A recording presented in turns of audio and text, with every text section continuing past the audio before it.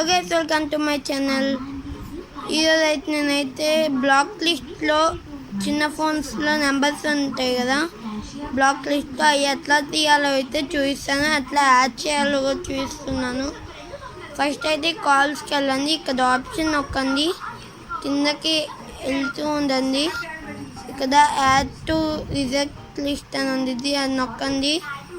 ఆ తర్వాత మనం పెట్టేసినట్టే.